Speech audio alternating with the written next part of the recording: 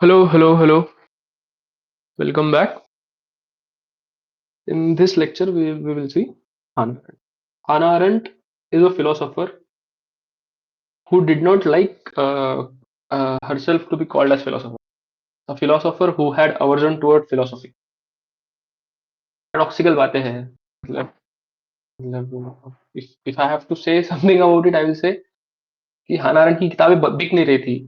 तो she tried to थोड़े cliché बना के she tried to sell her books, nothing else. But still, Hannah Arendt, big philosopher, wrote about lot of good things, wrote complex language.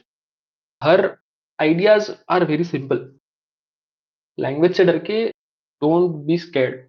Ideas बहुत simple है.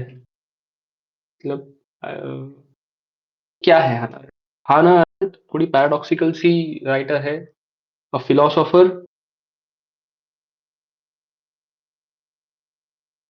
Who did not like to B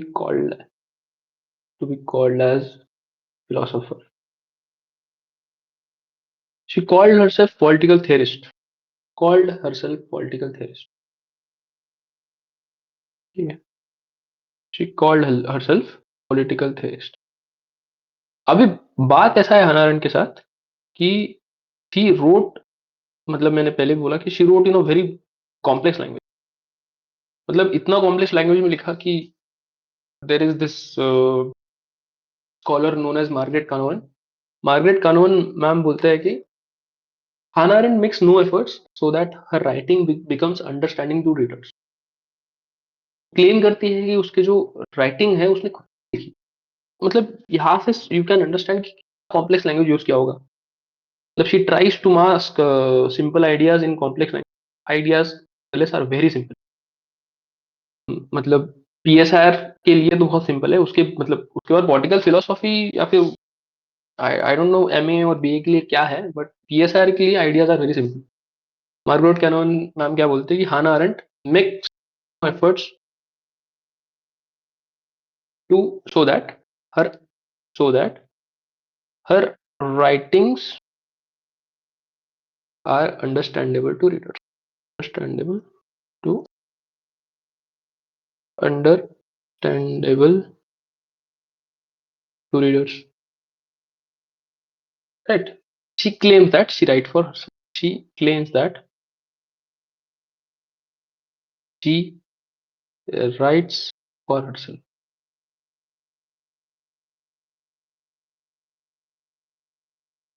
ठीक है.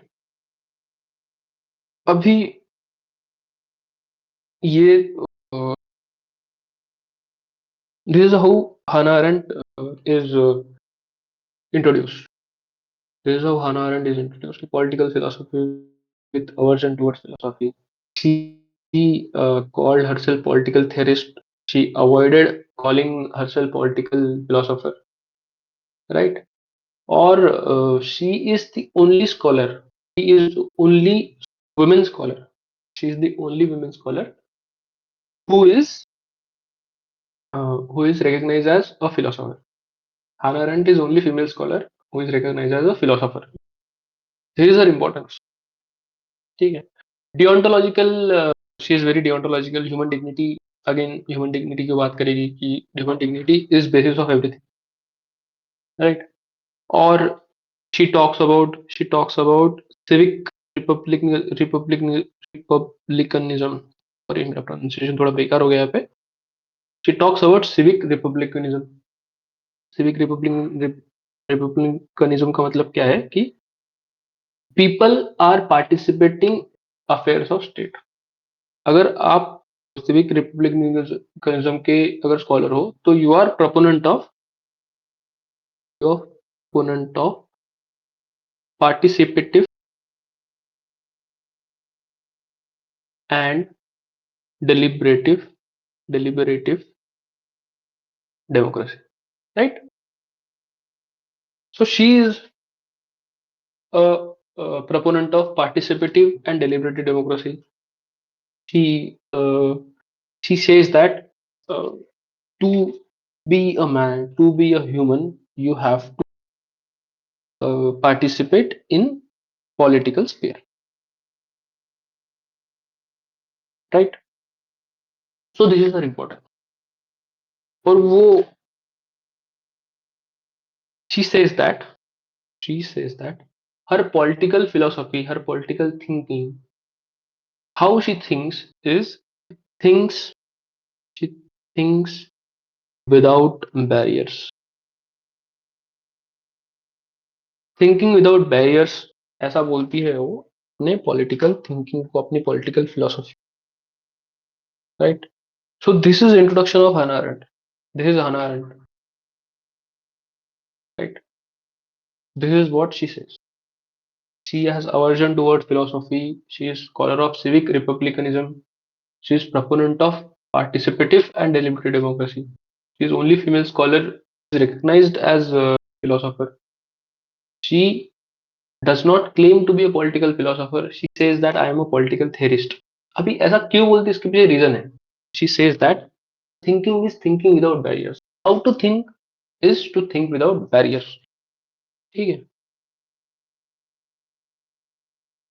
ये सब बातें हannah arendt ने करी. ये उसका इंट्रोडक्शन है. और कुछ किताबें लिखी है अरेंट मैम ने. मैम ने कुछ किताबें लिखी है. वो किताबें हैं on origins of totalitarianism, on human condition, on violence, on revolution और Eichmann in Jerusalem.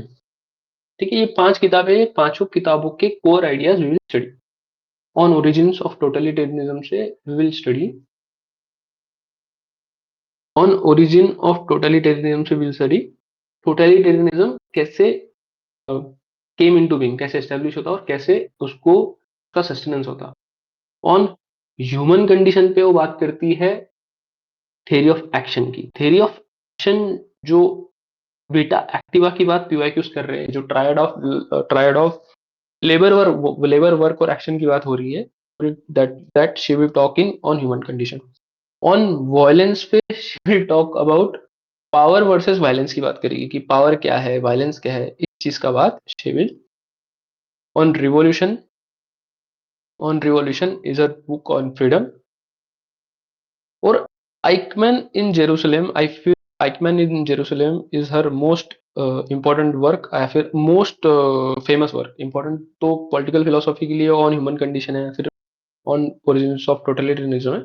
Most famous work is Eichmann in Jerusalem. She says, या फिर whereby she analyze Eichmann, who was Nazi officer, उसका trial का Nuremberg trial हुए थे, उसका analysis उसने यहाँ पे किया. तो यहाँ पे उसके आइडियाज आते हैं. बैनालिटी ऑफ इविल का idea is a very big idea. Banality of evil is a very big idea in Eichmann in Jerusalem. So this is her work. This is how she calls her thinking to be. This is how she calls herself to be. उसका importance क्या है कि she is the only women scholar who is recognized as, right? So this was 100. I feel इतना will be suffice to start intro. Intro अगर कोई मतलब देना है तो this will, I feel, will be more than enough, right?